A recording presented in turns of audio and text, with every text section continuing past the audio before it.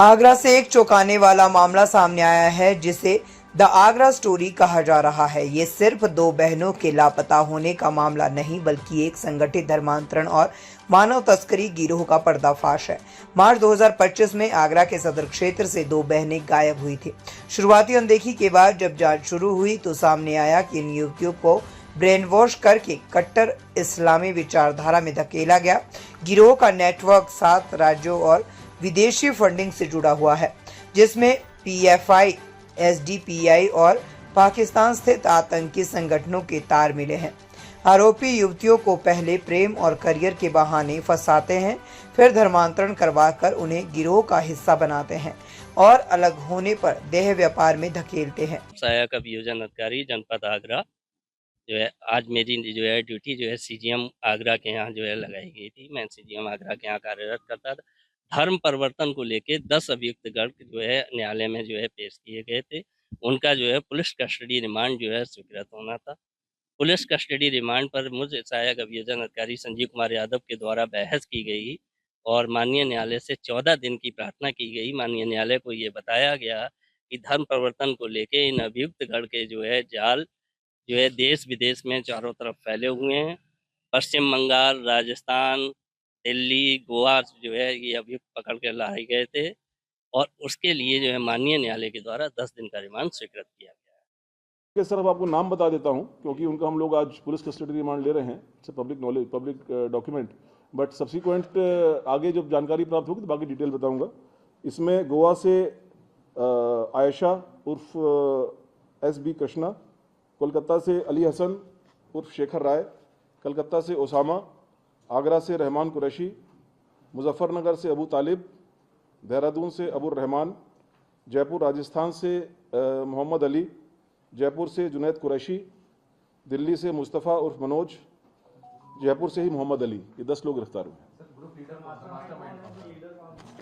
Again वो सब चीज़ें अब क्योंकि अभी आए हैं पकड़ करके, वो इन्वेस्टिगेशन के बाद मालूम पड़ेंगी, बट इसमें से कुछ लोग डेफिनेटली एक हायर लेवल पर कोऑर्डिनेट कर रहे थे, बट इनके आगे भी कोई था कि नहीं था। फंडिंग वगैरह के नाम हमारे पास आए हैं, कुछ जो अकाउंट्स की डिटेल आए हैं, विदेशों के उनके डिटेल्स आए हैं, उनको हम लोग फर्दर एक्सप्लोर कर रहे हैं, इन्वेस्टिगेट कर रहे हैं, तो उसके बाद आगे मालूम पड़ेगा क्या पूरी पोजीशन है। ये जो धर्मांतरण का रैकेट था, ये क्या खाली आगरा तक सीमित था या उत्तर प्रदेश के बाहर भी लोग धर्मांतरण करा रहे थे? अगेन ये सब हमारी प्रिलिमिनरी इंक्वायरी है, अभी प्रिलिमिनरी स्टेज पर है अभी इन्वेस्टिगेशन। तो जो इनसे जो प्रारंभिक बातचीत हुई है, उन्होंने इस चीज़ को काफ़ी जगहों पर करना और उसमें कई लोगों को सक्सेसफुली कन्वर्ट करने की बात स्वीकारी है। उनको वेरीफाई किया जा रहा है और वेरिफिकेशन के बाद जो एक पुख्ता जानकारी होगी आपसे शेयर की जाएगी। अब ये गैंग पकड़ा गया, तो इसकी रोकथाम आगे बढ़ते हुए संगठित अपराध की तरह हो रहा है, तो इसकी रोकथाम के लिए क्या पुलिस क्या करेगी? यही तरीका है, जब आप एक संगठित गैंग को पकड़ते हैं तो उसका पूरा नेटवर्क एक डिस्टर्ब होता है और उसमें फाइनेंसिंग से लेकर के कोऑर्डिनेशन का जो काम वो लोग करते हैं पीछे, उससे लेकर के सारी चीज़ें डिस्टर्ब होती हैं। सबसे इफेक्टिव तरीका किसी भी ऑर्गेनाइज्ड क्राइम को पकड़ने का उस क्राइम की गहराई तक, सतह तक, तह तक जाना और उसके पीछे सम्मिलित जो अपराधी हैं उनका पर्दाफाश करना, उनके विरुद्ध वैधानिक कार्रवाई करना है। वही कार्रवाई की जा रही है।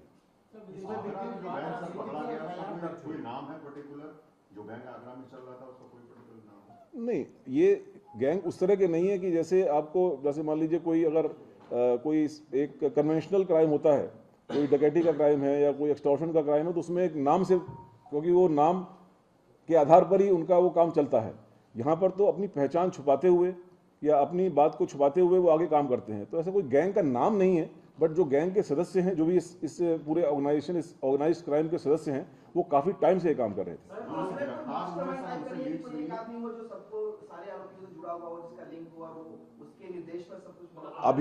अभी प्रारंभिक स्टेज है इन्वेस्टिगेशन की।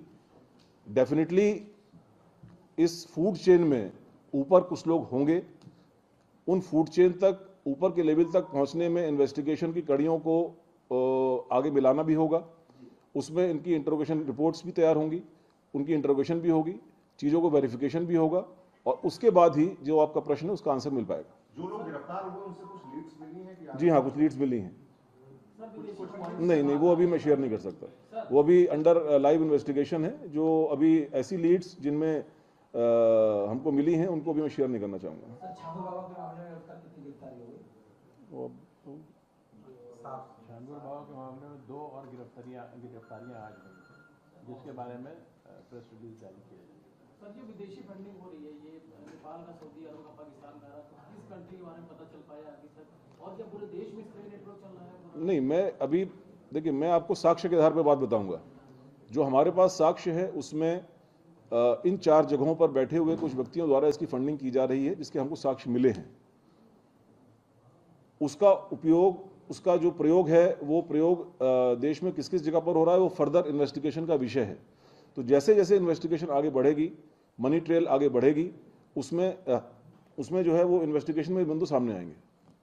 आईएसआईएस पाकिस्तान का सर आपने लिया है, डायरेक्टली कोई कनेक्शन किसी के थ्रू आपको निकल के आया देखा? नहीं, इसमें मैंने ये 2 बातें कही हैं। मैंने कहा है कि पीएफआई, एसडीपीआई और पाकिस्तान के एक मिलिटेंट संगठन के हमको प्रमाण मिले हैं इस चीज़ के कि उनसे इनका संलिप्तता है। इनके मतलब इनके जो आपस में जो लिस्टेड मेंबर्स हैं उनके मेंबर्स के साथ में इनकी संलिप्तता कन्फर्म हुई है।